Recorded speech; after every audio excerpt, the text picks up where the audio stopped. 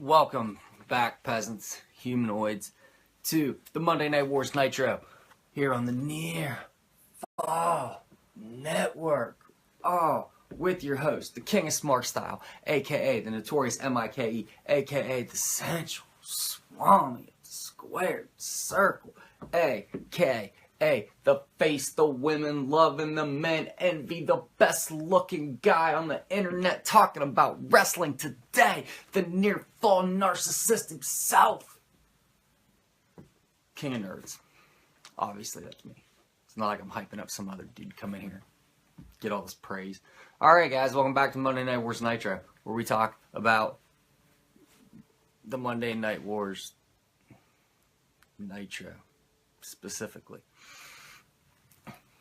So, this week, it's October 23rd, 1995. This was 8th grade for me. I was probably listening to Soundgarden, Nirvana on my Discman. So, we've got our usual announce team. We got old EB. That's Eric Bischoff, if you didn't know. EB's what I call him. That's what I call him when we're hanging out, EB. That also started out just calling him Eric. And then Bischoff here and there. And then EB. And then that transformed into Ebes. So I call him Ebes. That's what, it's my little nickname for him. You guys call him Eric Bischoff. You don't know him like that. I don't fucking just jump into this. Start using my nickname for him. We got, so we got Ebes, Brain, and Mongo, our usual announce team. Mongo, his dog Pepe this week is a Denim Dan. He is a Denim Dan. He is wearing denim from head to toe. He's a Denim Dan cowboy. To be more specific about it, he's wearing the denim shirt, which is more like, I don't know, it like covers the whole dog, so it's more like a moo-moo. So he's wearing the denim moo-moo. He's got a neck, he's got like a bandana tied around. That's not denim, that's red. A little splash color to liven it up, He might be a Denim Dan, but he's also a fashion icon here, motherfuckers. So he's got, but he's got the denim cowboy hat on also. So we got the Denim Dan cowboy is the Pepe costume of the week. Also, they are coming to us live this week from Huntsville, Alabama. Interesting fact, that is where Space Camp is. And I went to Space Camp in like 1993, two or three, something like that, somewhere around there. So I've been to Huntsville, Alabama. Random thing. Space Camp. And they even mentioned it. They're like, home of Space Camp. And I was like, oh shit, I've been there, son. Space Camp. I did that. Because I'm dope and I do cool shit all the time. That's how my life is. So we got an opening match here. It's the Macho Man Randy Savage. Oh yeah. Taking on Kurosawa with Colonel Rob Parker. Colonel Rob Parker, one of my personal all-time favorite wrestling personalities. Mostly because WCW didn't give a fuck. Colonel Rob Parker, if you're not familiar, basically his character and his gimmick was that he was a southern plantation owner, essentially. And everyone he managed for the most part, outside of, so he had this tag team he managed, and they were called Bunkhouse Buck and Dirty Dick Slater. And they essentially came off, their gimmick kind of was that they almost seemed like they were like hired hands that worked for Colonel Rob Parker on his plantation, But then, so that was where it started. Alright, seems natural enough. He's got these transient migrant plantation workers. But then he started specifically after that managing minorities. So now you've got this southern plantation owner with his two overseer white men, hillbilly, bunkhouse buck, dirty Dick Slater. I'm sorry, both those sound like the names of hardcore gay porn stars. Hardcore hardcore. Like, they're the dirtiest of the dirty. They're doing all, like, the grossest shit that you can do in gay porn. I don't know what that is. But whatever is, like, the grossest, grodiest, grimiest gay porn shit you can do, these two motherfuckers do it. With the names like that, you get Bunkhouse Buck. I'm sorry, that sounds like a dude that does some fucked up, dirty, grimy shit. Sexually speaking. Also, like, non-sexually speaking, but, like, sexually speaking specifically right here. And Dirty Dick Slater, come on, man. That just sounds like a dirty dick, right? Anyway, so you got these two fucking, like, hardcore gay porn stars as his, like, plantation overseers. And then he's got this, like, gaggle of fucking minority wrestlers. Specifically, Harlem Heat. We're not there yet. We're not there yet. But right now, he's got Kurosawa. We're getting there. We're getting there. Eventually, the Heat join the fold in, like, 2 weeks. So, that's Colonel Rob Parker. So, here's one of his many collection of minorities. Kurosawa. Who also, by the way, is kind of a fucking badass. So Kurosawa is, owns this fucking match. Basically until, like, the end. Like, and this motherfucker's all, like, chops and kicks. Like, they just keep... I think he's here specifically so Bischoff can just play this game called as many types of kicks as I can name in one match. So he's like, oh, standing back kick. Oh, spinning front leg kick. Oh, reverse Tamagotchi thrust kick. Oh, a super inhale upward boulder kick. Oh, chop. So, also they keep making a big fucking deal with this Kurosawa guy. Broke Road Warrior Animal's arm. This is the man. He's a dangerous man, guys. He broke Road Warrior Animal's arm in 1995. At least 3 years after he was worth a fuck. And has never been relevant as a singles wrestler. But this man fucking did it. So basically, like I said, Savage gets fucking handled until the final 30 seconds of the match. When he just randomly, like, trips this dude and does an elbow drop. Picks up the fucking win. This is actually a pretty good match. Told a decent story. The story was that Savage cannot combat karate and only wins through fucking luck. Kind of boring. So after that, and here's where shit gets good, motherfuckers. I should have put on the fucking headline of this, debut of the Yeti. Oh, I really fucked up with that. Because here we are. If you're not familiar with the Yeti, man, you are in for some shit. Okay, so I'm about to tell you about one of the most WCW things that WCW ever did in the history of WCW. Doing WCW things. So up until this point, Hogan has been fighting the Dungeon of Doom. If you haven't been keeping up with the show, first of all, why the fuck have you not? Look how beautiful I am. Listen to how funny and charismatic I am. Oh my gosh, look at all these awesome things in the background. It's awesome. Okay, so he's been fighting the Dungeon of Doom. The Dungeon of Doom is this, like, comical gaggle fuck of, like, D-level comic book villains. So you've got, like, the Shark, who's basically like a post-crisis WWF earthquake. You've got the Zodiac, post-crisis Brutus the Barber Beefcake. You've got Ming, okay, legitimate badass. You got the Barbarian, again, legitimate badass. You've got, but they're also, like, making these motherfuckers come out in giant, like, fucking head masks and shit.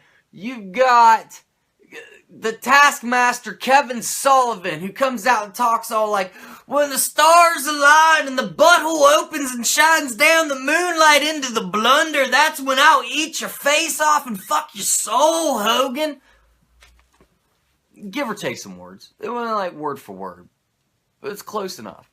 And they've got the Giant, who is, at this point, pretending still to be Andre the Giant's son. And so Hogan's all the time like, oh, you big stinky giant, you big dirty giant, yo, I can't do a good Hogan impression. You big gross giant. He's calling this motherfucker like shit that like a Christian dad calls people when he's mad at him. Like, you big dirty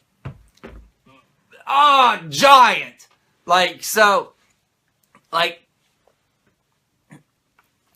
So Hogan also has got his neck snapped twice by the Giant. Twice! And when I say snapped, I mean I'm talking full on like Steven Seagal, 1990, like Hard to Kill, snapping motherfuckers' necks, bam! Bam! Death blow. And the only man who can withstand 2 of these death blows, of course, is fucking Hulk fucking Hogan. So anyway, Hogan's caught 2 death blows, hasn't died yet, because he's fucking Hulk fucking Hogan. But he is back in black now. So now Hogan's wearing all black, and he's like talking about, oh, he's calling it, it's fucking ridiculous. So Hogan's wearing all black, and he's taking on the Dungeon of Doom, and he's got this fight this fucking week, coming up at the next pay-per-view, which will be covered next week, Halloween Havoc, and he's doing this fucking monster trucks. Basically, he's having a monster truck sumo fight on top of a roof. And then they're having an actual match. Him the Giant. Can't make this shit up, guys. So anyway. So after this Savage match, the lights go out. The blackness. My first thought was Sting. Oh shit, Sting. No, we're way too early for that. What am I fucking thinking? But eventually, we're going to get there to where, like, the lights are going to go out, and we're like, oh, shit, Sting. And it's going to be fucking Sting, and it's going to be something awesome, and it's not going to be this nonsensical bullshit that is about to, like, come out of my mouth that I'm going to have to tell you about. So the lights come out, and then the video screens come back on, and there's this grody old man, he's up there, and he's like, Sullivan! He's not even opening his eyes. I'm not going to show you my eyes, because fuck you don't get to see my eyes. He's like, Sullivan! I have brought you a gift! I have searched the Himalayas with the many Sherpas on my backs helping me. The Sherpas and I, we have found this and I brought it for you, Sullivan, my son. Sullivan, my son. Use this to defeat Hulkamania. Encased in the ice is the Yeti, the creature that will help us defeat Hulkamania. So he gives this fucking, like, rando fucking, like, evil villain fucking spiel about he found this fucking, so they wheel out this fucking block of ice. It doesn't look at all like ice. It looks like, you remember the aggro crag from fucking Guts? Fuck yeah, you remember the aggro crag from Guts. It looks like it's made out of the same bullshit plastic as the fucking aggro crag, except it's not green, which makes it less cool than the fucking aggro crag. By the way, speaking of aggro crag, as like a grown-ass adult now, how fucking cool would it be to like have been on Guts and win like a piece of the aggro crag, and then people come over to your house and they'd be like, hey man, is that? And you'd be like, a piece of the aggro crag? Yeah, motherfucker, Guts champion, 1993. Suck my dick, bitch. Oh, there's no better trophy in your house than to have a piece of the fucking aggro crag. I don't give a fuck if you have a Super Bowl ring. I think an aggro crag is more impressive than that. I think having the aggro crag would be more impressive than having a World Cup. I think having a piece of the crag would be more impressive than having, certainly not a Super Bowl, certainly not an NBA championship. A silver medal in the Olympics, a gold medal, depending on the sport. Gymnastics, certainly cooler than a gymnastics gold medal. Basketball, no. Baseball gold medal? Yeah, definitely. Tennis? Yeah. Swimming? Nah, man, that's raw. I like swimming. Fencing? Certainly most of the Winter Olympics having a piece of the crag would be better than. Anyway, I'm getting way off topic. So they wheel this fucking block of ice out, and it's holy shit. So after this, Sullivan and the Giant make their way down to the ring. They're having a little talky talk fest here with old mean Woo Gene, and so Sullivan starts talking. He's like, my Father gave us a gift. And the Sherpas brought the ice down. And the monster that lies within will eat the souls of the undivine. And I will screw the devil in the open pages of the ring and glorify the nectar of the blood. Something, something, take the title from Hulk Hogan Giant. So he talks his fucking nonsense, and then the Giant starts talking, and he's like, Hogan, you've shown your stripes. And tigers have stripes. And yeah, tigers are big cats, but they are cats. And cats have 9 lives. And Hogan, I broke your neck twice. And I'm not sure the math on the rest of it, but I figured it up, and you've only got 1 life left, Hogan. And I'm gonna take it from you. Boom, commercial. Whew! Man, I'm glad we had that commercial break. I need a little bit to decompress. Oh shit, it's the WWE Network. There is no commercial break. Mike, you don't get time to decompress. We're back in the fucking action. Now we got Hogan and Jimmy Hart in the fucking ring with Mean Gene. And Hogan's out here talking. And he's still wearing all black. And he's like, comparing himself to God. I'm not making this up. Okay. So I grew up in church, right? So, if you're not, didn't grow up in church, there's a story about, when times get tough, that, God walks with you. And if you were walking on a beach, you could see that there was only 2 sets of footprints. There'd be yours, and there'd be God's. And they'd be, ideally, you'd be walking together, you and God. But when times get tough, you would notice that there's only 1 set of footprints. And you're like, God, why did you leave me when times get tough? God's like, I didn't leave you, my son. I carried you upon my back. That's why there was only 1 set of footprints, because God's carrying you up. Okay, so that's to give you some background on what I'm about to tell you that, Hulk Hogan seriously let fall out of his fucking mouth. This is what the shit that he says when he doesn't have the stash to filter his fucking words. So, I have to get a drink of water before I tell you this. It's fucking the madness that I fucking sit through for you people. If it was up to me, I'd just jump to the NWO. Are you ready? 3, 2, 1. So Hogan's like, oh, I tell you what, Hulkamaniacs, it's when you look down and you see on it used to be, Hogan was walking with all the Hulkamaniacs, but now it's 1 set of footprints because Hogan's put all the Hulkamaniacs on his back, and he'll carry all the Hulkamaniacs with the 1 set of footprints because we are one, and I will lead you forward. This motherfucker, he tells this whole story, but that I just told you about God, but basically replaces himself with God. And it's insane. It just shows you how fucking egotistical and full of himself this fucking man was. This man is so full of himself that it's unreal. That he told a story about God and replaced God with himself in the story and the man in the story with the Hulkamaniacs. The man's off his fucking loon, people. Are you serious? So anyway, then he goes on. He legit says, I wrote this down word for word because I had to get it right. May keep the black after Sunday, brother. You never know what a man with black gloves is capable of. What the fuck does that mean? What the fuck? Huh? You never know what a man with black gloves is capable of. So, okay. So after that fucking nugget of wisdom right there, then he goes on to fucking call out Sting, Luger, and Macho. Up to this point, his only friends. Sting and Macho. Luger's low-key bad guy. Everybody can see it except for Sting. So, he's like, I tell you what, if any of you fucking pieces of shit, I see you out there fucking making moves on me behind my fucking back, because at this point, Hogan is a fucking insane, paranoid maniac. I see you out there fucking plotting on me. If you want some, come fucking get some, you sons of bitches. And then he calls himself, he said, you could come after the bad guy Hulk Hogan. Motherfucker, quit stealing Razor Ramon's gimmick. Quit. So you can see he's already here. He's saying maybe Maybe I'm dipping my toes into the heel water. Maybe I'm seeing how I feel. Calling himself the bad guy. Saying maybe he'll keep wearing the black. He does go back to it eventually.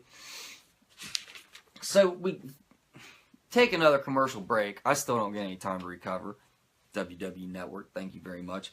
But last week they advertised a match that I was pretty excited for because 3 out of the 4 competitors I'm a huge fan of. This match, we had Chris Benoit and Dean Malenko taking on the team of Eddie Guerrero and Alex Wright. But Alex Wright's a pretty good wrestler, I guess. I'm just not a fan. So, but I am super excited that we got Eddie, Dean, and Benoit all in one ring. It's gonna be the shit.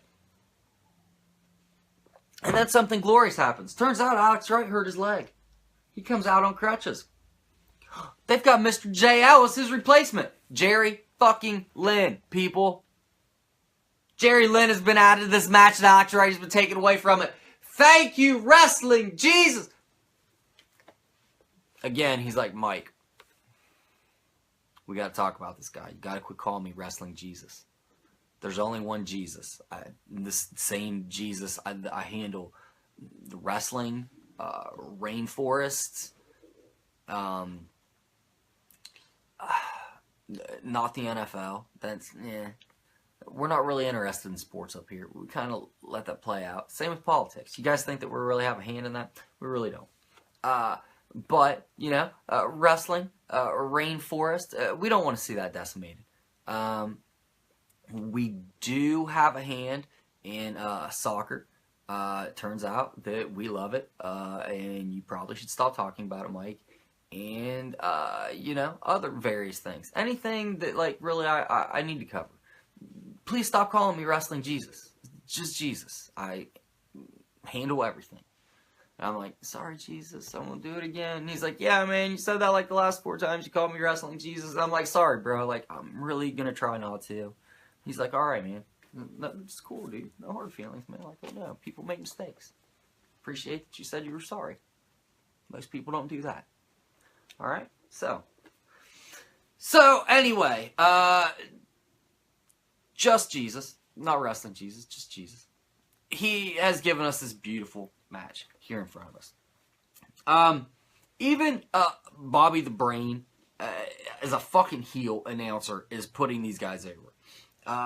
This match, I didn't take a lot of notes on this match until I would pause it here and there. I took some notes during this. Heenan putting these guys over huge. Super impressed with the ring work. This match was brilliant. The shit that went on in the ring was insanely awesome. But of course, they decided to cut away to backstage. We got something going on backstage. And they cut away to fucking Scott fucking Norton brawling with the fucking Shark. Get that shit the fuck off the... What? I can't even, I gotta get up and... are you serious? Scott Norton and the fucking Shark. It's not bad enough. Last week, when you fucking cut away to Hogan, or the week before that, during the Dean Malenko match and an Eddie Guerrero match when you cut away to Hogan, or any of the other times you cut away to Hogan, now you're doing it just for this. I can't even, WCW. Come on. You've got the best in-ring work in wrestling happening right fucking now. Right now. In front of you. And of course it's that WCW split screen where it's there's one scene up here, and then just fucking the whole bottom of the screen says WCW. So it's you're only getting a quarter of the fucking screen. What's going on? Scott Norton and the fucking Shark. So, we get back to the match finally. Mongo, we got a Mongoism right here. Mongo, in regards to the fast pace and speed and quickness of the guys in the ring, these guys are flying around like a stirred up nest of bees. Okay. Again, we've got the announcers. This is another fucking outstanding match where announcers do nothing but talk about Hogan the whole time. Oh, Hulk Hogan's wearing the black. What's Hulk Hogan gonna do? Oh, Hogan this, Hogan that, blah, blah, blah, blah, blah. What's Hogan doing? Mongo brings everyone back into reality with this Mongoism here. This nugget, another nugget of wisdom from Mongo. It's a Mongoism. He says, get your shorts out your neck again.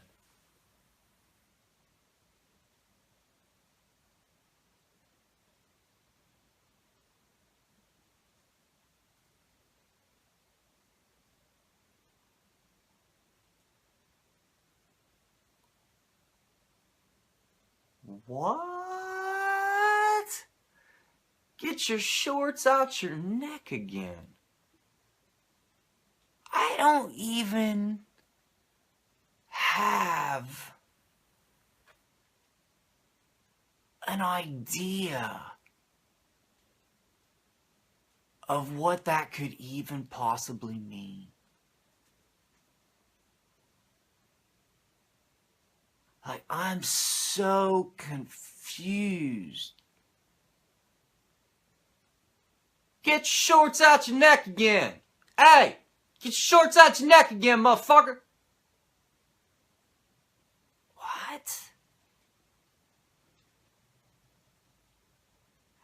Anyway, Jerry Lynn gets the fucking roll up after Alex Wright trips Dean Malenko. What a great fucking match, people. Post-match, Pillman comes out, DDTs Eddie Guerrero on the concrete on the fucking entrance ramp.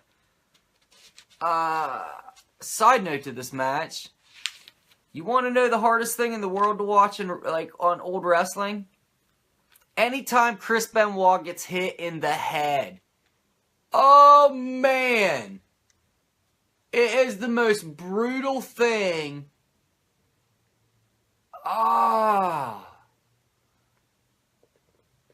Oh man, it's like a hindsight brutality where you're just like, oh dude. Anyway, so we should probably get used to it. There's going to be a lot of that coming up. It probably won't be the last time you ever hear me talk about this. After that, we go to commercial. We come back. We've got the Harlem Heat taking on Sting and Lex Luger. This is actually like a pretty good match. Sting and Luger actually work well together as a tag team. Harlem Heat, one of the best tag teams of all time, in my opinion. If you disagree with that, that's fine. You're wrong. But whatever. Sherry keeps pulling Polaroids out of like the back of her like dress. Like she's pulling like out like these Polaroids of her and Colonel Rob Parker, and she's kissing them. And Brain says, I cannot even make this shit up. Brain says, where do you think she's keeping them Polaroids? Eric Bischoff says, well, I got no idea where she's keeping them. Brain says, oh, I was just wondering. They're awfully shiny, so I wasn't sure if she was keeping them in. And Bischoff's like, let's not worry about where she's keeping them. Hey, Brain. I see what you did there. I see where you were going with that. Saying the Polaroids was awfully shiny. You fucking dirty motherfucker, you. Tip of the cap, brother. Tip of the cap. Well played, sir. Well played with the pussy joke. So, the highlight of this match, obviously, was the Sting hot tag. I love a good Sting hot tag. Sting was probably built for hot tag. He gets the pin with the top rope cross body, which he's been using as his finisher a lot lately. He's still got the Scorpion Deathlock in the repertoire. We're pre-death drop. So he's using this crossbody, top rope crossbody.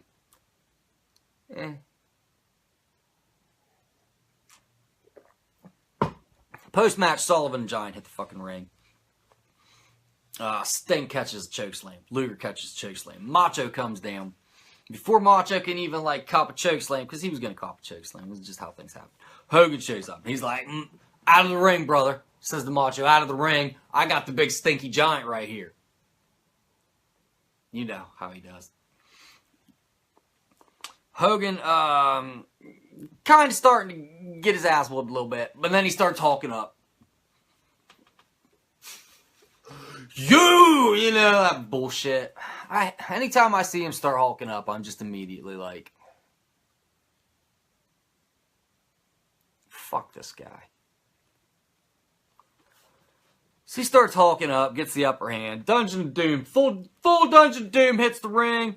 Savage gets back in. Him and Hogan clean house. And then the rumbling starts. And the lights start flashing. And we go to the fucking piece of ice. And boom, it erupts. And out comes the fucking Yeti. And that's how the show ends.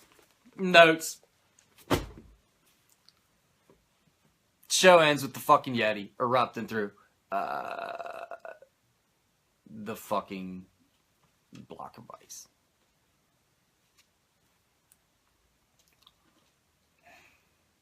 The most WCW thing WCW ever WCW'd in the entire time WCW was WCWing things.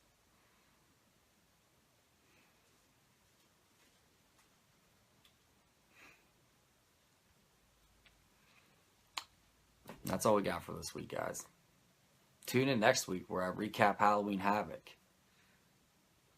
I tell you about the Yeti in his actual debut. His power move. The reverse bear hug where he kind of... It's real weird, man.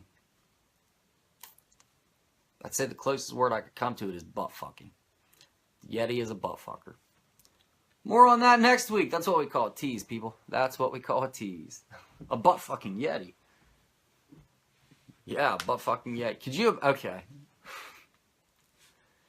Here's like a random thing. I feel like if there's a Yeti, there's going to be someone out there crazy enough to try and fuck it. Like an actual Yeti or Bigfoot. Whatever you want to call them. In like the real world here. Not like WCW. And that is going to be the craziest man in the history of humanity. Like, if you're ever at a bar, if like some dude ever, like, if they really found a Bigfoot and you found out like some dude had been like living with like a Bigfoot in the woods and had like kids with one. You ever saw that homeboy at a bar, man? Someone would be like, I don't fucking like the way that dude looks. You'd be like, yo, man, like, you don't want to fuck with that dude. Homeboy fucked a Bigfoot. You'd be like, whoa, shit. I don't want no part of that. Like, there's no crazier than that. Like, if, like, you ain't a bad motherfucker if you ain't fucked a Bigfoot. You know what I mean? Like, just like, first of all, two reasons. One, either you took it. Because here's, Bigfoot is not just going to let you fuck it. Okay? So one, you have to take it. Rape. Just flat out rape. Let's call it what it is. And if you're fucking strong enough and like powerful enough to basically hold a fucking Bigfoot down and rape it, like you're a beast. You're a beast in and of yourself. And you should be locked on an island all alone where you can never harm anyone. Or, second of all, you earned the Bigfoot's respect. And it thought of you as one of them. And it allowed you to make sweet, passionate love to it. Which makes you maybe even fucking crazier. That the animals respect you like that. We're way off topic. The point is, if you can have sex with one of these things, you're like the baddest man on the planet. There's no one that can fight you. You're the top of the food chain. As far as humanity goes.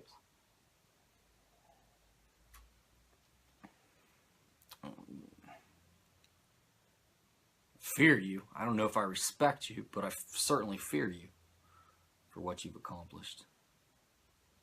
Anyway, that's all we got for today, guys. You know what we got going on here at the Nearfall Network. Tune in Mondays for the high-fiving party. With our own high-fiving. A motherfucker. Wednesday, I promise you guys, Wednesday, we're going to be doing the SmackDown review. I've had some health issues here lately, but it looks like they're all on their way to getting taken care of. So, we should be back on track next Wednesday. Thursday, it's the Raw side of the Monday Night Wars. Friday, just tune in next week. And then on Saturday, we got the crown jewel of the Nearfall Network. Drive-O Shooter. My favorite wrestling podcast. I listen to a lot of wrestling podcasts. It's a butt fucking Bigfoot. I'll tell you that's what it is. It's just a big old butt fucking Bigfoot in here, isn't it? That sounds like something Monk would say. Oh, I'll tell you what, that's a big old butt fucking Bigfoot there, ain't it? Dang! Mongoisms, hashtag Mongoisms. Man, I'd love to keep talking to you guys, but I got some shit I gotta do.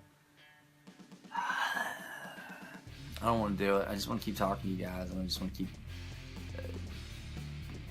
playing Destiny 2. That's it. I got a bunch of comics to read. I'd like to read those, but my responsibilities and whatnot. And Queen, she's beautiful. A little bit out of left my league. And keep her happy. Anyway, like I said, all these, I love you guys. Thank you so much for watching.